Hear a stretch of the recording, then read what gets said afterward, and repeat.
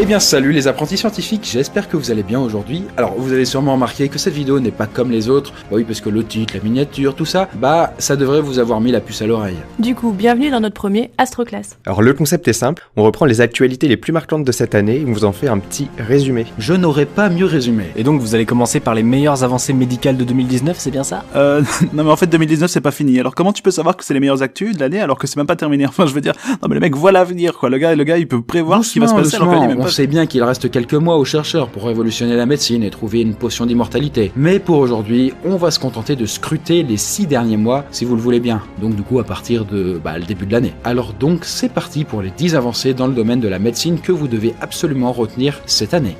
Allez, générique.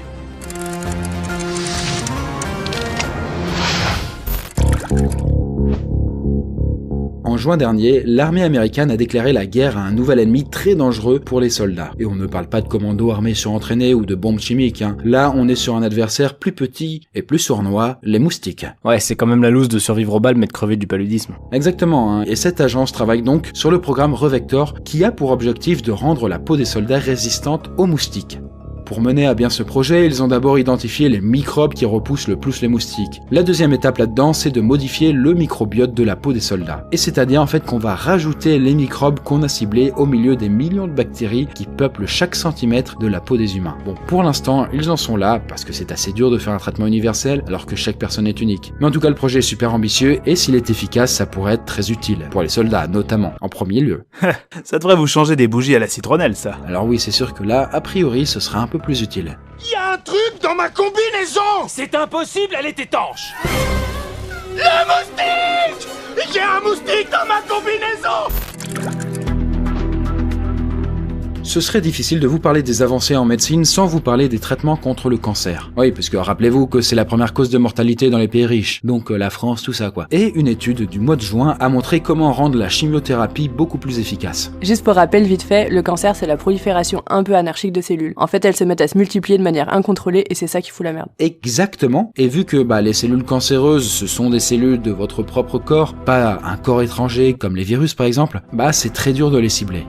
Et donc, vu qu'on ne sait pas très bien les cibler, pendant une chimiothérapie par exemple, il y a beaucoup de dommages collatéraux du côté des cellules saines. Mais là, apparemment ça y est, les chercheurs ont trouvé le moment le plus propice pour maximiser les effets de la chimio tout en l'utilisant à des doses plus faibles. Donc moins de dégâts et plus de résultats. Tout à fait. En gros, les cellules sont toujours en train de faire des choix. Est-ce qu'il faut se reproduire ou est-ce qu'il faut se laisser mourir? Et donc du coup, vous aurez compris que les cellules cancéreuses, elles ont oublié le choix et elles sont que en mode de reproduction. Et là-dessus, les chercheurs se sont rendus compte que pour venir à bout des cellules cancéreuses, il faut les affaiblir quand elles sont en pleine activité et pas quand elles sont sénescentes. C'est-à-dire qu'elles sont un peu amorphes quoi. Genre comme toi le matin quand tu nous dis bonjour. Mais enfin Constance, je suis toujours vif, qu'est-ce que tu racontes?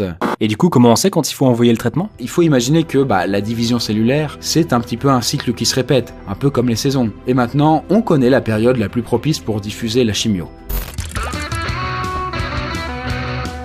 Si les conséquences de la malbouffe sur le corps ne sont clairement pas nouvelles, en septembre, une étude s'est intéressée à l'impact que ça a sur le cerveau. Et visiblement, un régime riche en graisse et en glucides, ça ne mettrait que 3 jours à affecter notre cerveau. Et c'est l'université de Yale qui vient de tirer la sonnette d'alarme. Visiblement, le fait de manger du McDo et autres KFC provoquerait une inflammation de l'hypothalamus. Et ça, en seulement quelques jours. Et là, vous vous dites, c'est quoi le problème d'un hypothalamus enflammé? Oui, bien sûr Arnaud, tu me devances. En fait, cette zone du cerveau contrôle les fonctions vitales comme la faim et la soif. Du coup, s'il déconne, à cause de la malbouffe, vous aurez certainement un appétit qui pourrait être débordant. Et pour ceux qui veulent vraiment creuser, en fait ça serait la faute d'une protéine appelée UCP2.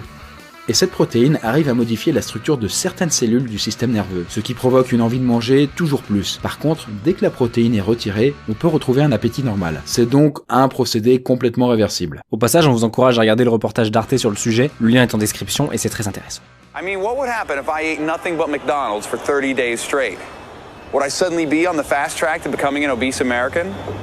Would it be unreasonably dangerous? Si on parlait un petit peu du sida, parce que en 2019, franchement, on a vu passer plein d'actus sur le sujet. Déjà, le deuxième cas de rémission totale fut en mars. Ah oui, rappelez-vous, après une greffe de moelle osseuse venant d'un donneur avec une mutation génétique bien précise, le patient de Londres n'avait plus montré aucun signe de virus. Exactement, on vous remet la vidéo où on en parlait si vous voulez. Ensuite, des chercheurs ont réussi à éliminer le VIH de l'organisme de souris qu'ils avaient contaminé. Et c'était quand même assez prometteur. Ah on vous avait dit qu'il y avait plein d'actus de ce côté-là. Et pour en revenir sur le traitement du VIH, pour l'instant, il n'y a pas de médicament miracle, mais les scientifiques ont trouvé un deuxième type de mutation génétique qui serait résistante à la contamination. Wow, vous avez encore des virus qui vous tuent? Écoute, cowboy, on fait ce qu'on peut nous ici. Donc il existe une maladie musculaire extrêmement rare qui crée une immunité naturelle contre le virus. Du coup, les généticiens de Madrid ont eu l'idée d'infecter en laboratoire le sang de patients atteints par cette mutation. Et ils se sont rendus compte là que le virus ne se fixait pas. Ça faisait rien quoi, le sang était immunisé. Alors bon, le sida ce n'est pas encore de l'histoire ancienne, mais au moins on comprend mieux comment le virus entre dans les cellules des malades. Et donc potentiellement, comment empêcher ça? Bon, on a parlé du cancer, du sida, il reste quoi comme maladie à présent?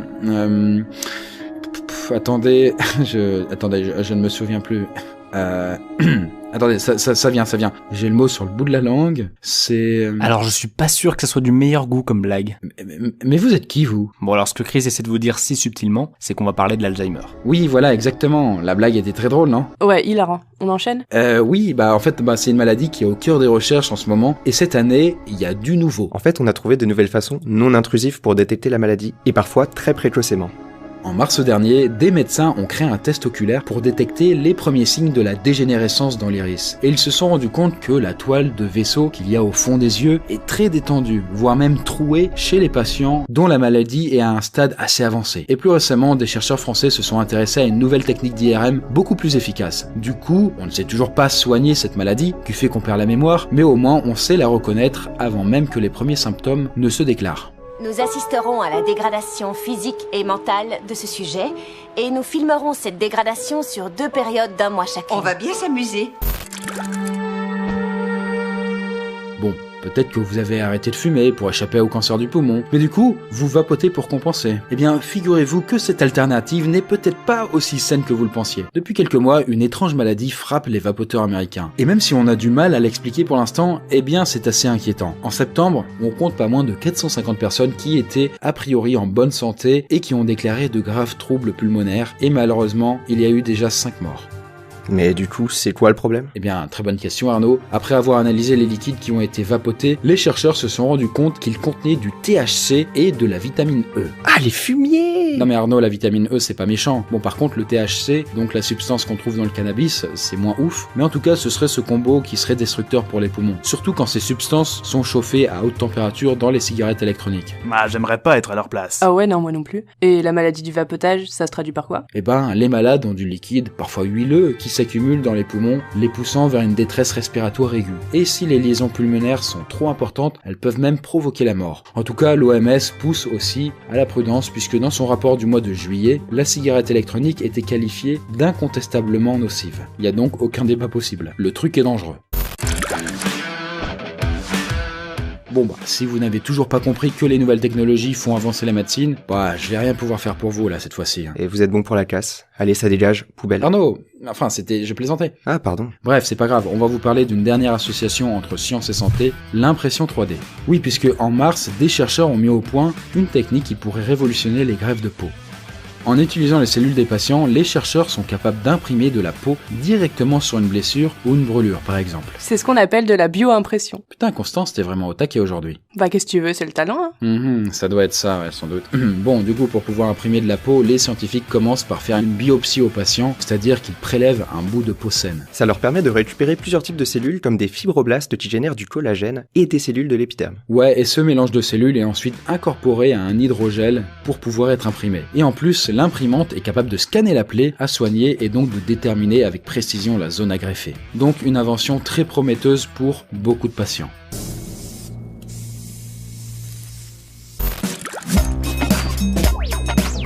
Pour cette nouvelle avancée, on peut aussi dire merci à la robotique. Oui, puisqu'il y a du progrès du côté des prothèses. Bon, en même temps, c'est logique. Je veux dire, on arrive quand même à faire des trucs de fou avec des robots, des drones, etc. Donc ce serait bête qu'à côté, les humains restent avec des vieilles jambes en bois, en mode pirate, un peu dégueu, quoi. Des jambes de bois, bande de pecnos. Regarde mon bras, ça c'est de la prothèse. Ok, cowboy, c'est passionnant. Continue, pour voir. Non mais regarde-moi ça, un mélange d'alliages subtils, des pistons dernier cri. Un vrai petit bijou. Oui, c'est super, merci.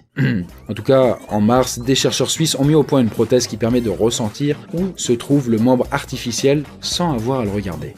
En fait, cette prothèse reproduit ni plus ni moins que ce qu'on appelle la proprioception. C'est-à-dire la sensation qui te permet de savoir où se trouvent les différentes parties de ton corps. C'est ce qui permet de manger les yeux fermés sans rater sa bouche. Ouais, tout à fait, exemple excellent. Bon, du coup, désormais, si vous avez un bras robotique, eh bien, vous pourrez percevoir la position de chacun de vos doigts, ou sur quel type de surface vous marchez, etc. Bref, avoir la conscience, finalement, que votre membre existe et qu'il est à un endroit fixe dans l'espace, même si vous avez les yeux fermés. Et ils font comment pour que ça marche? Eh bien, Eric, ce sont des électrodes implantées dans les nerfs qui transmettent l'information au cerveau, tout simplement. En février, des chercheurs américains ont inventé une pilule qui pourrait remplacer les injections d'insuline chez les diabétiques. Parce qu'on est bien d'accord que pour plein de gens, une petite gélule à avaler, c'est quand même vachement plus agréable qu'une piqûre dans les fesses. Ah bah oui, tu m'étonnes. Bon bref, jusqu'à présent, l'insuline, ça ne se prenait pas par voie orale, tout simplement parce que la molécule n'arrivait pas à destination. En gros, elle ne survivrait pas au passage par l'estomac et le tube digestif. Oui, sauf que ça, c'est de l'histoire ancienne puisque, ça y est, on sait enfin faire des pilules d'insuline. La capsule est équipée d'une aiguille qui vient se planter dans la paroi de l'estomac. L'insuline est ensuite délivrée dans le sang en moins d'1 heure. Bon, pour l'instant, ce médicament a été testé sur des cochons, mais il s'est avéré très efficace. Bon, vous savez, hein, les cochons et l'humain, c'est quand même très proche sous pas mal d'aspects, et donc du coup, on peut espérer que ça permettrait de fournir une dose d'insuline assez importante pour réduire la glycémie des malades, chez les humains donc. Et si cette innovation a été pensée pour le diabète de base, puisque ça concerne beaucoup de personnes... Ouais, on rappelle que le diabète touche plus de 3,3 millions de personnes rien qu'en France. Oui, en effet, eh bien, elle pourra servir aussi pour d'autres types de médicaments. L'objectif étant de faciliter la prise des médicaments pour les patients. Ouais, surtout pour ceux qui, comme moi, ont peur des aiguilles. Ah non, mais je me suis déjà évanoui, hein, c'est la galère. Hein. On en est là, hein, on en est là. Les mouches même, ce serait moins nuisible que le pinard pour ce que j'ai. Comment t'as de nouveau depuis hier? Bah que donc? J'ai le diabète. Les intelligences artificielles jouent désormais un rôle très important dans le dépistage des cancers. Et oui, parce que certains chercheurs développent des algorithmes qui sont capables d'identifier les signes précurseurs du cancer. Et ces IA ont un taux de réussite plus important que... les docteurs. Oui, vous savez, les mecs qui ont fait 10 ans d'études à peu près. En fait, elles sont basées sur un catalogue énorme d'imagerie médicale et du coup, grâce au deep learning, elles arrivent à repérer les lésions précancéreuses. Précisément, et grâce à la base de données qui a été construite au fil des années par les anciens patients, les IA savent désormais diagnostiquer les futurs malades. Cette année, 2 IA ont été créées pour dépister 2 types de cancers bien précis. En janvier, des scientifiques ont développé une IA capable de détecter les premiers signes du cancer du col de l'utérus, et ça marche dans 91% des cas, contre 71% pour les techniques classiques, c'est-à-dire la technique du frottis. Donc c'est à la fois plus efficace, moins intrusif et moins coûteux comme technique. Et la deuxième IA, quant à elle, a été développée en mai par des chercheurs du MIT. De leur côté, ils ont préféré travailler sur le cancer du sein. Et leur IA est capable de prédire l'apparition de tumeurs au sein jusqu'à 4 ans avant qu'elles ne soient visibles par l'imagerie médicale. Le programme va même plus loin puisqu'il calcule le risque d'apparition du cancer dans les 5 ans à venir. C'est donc très prometteur. Quand avez-vous senti cette boule? Il y a 2 mois environ. Est-ce que je dois m'inquiéter? C'est un stade 3. Est-ce que vous êtes malade? J'ai un cancer du sein.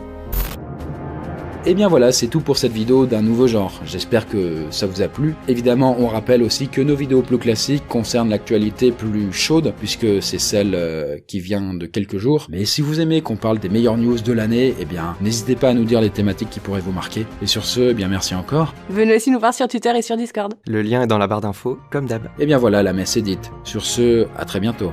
À la revoyure.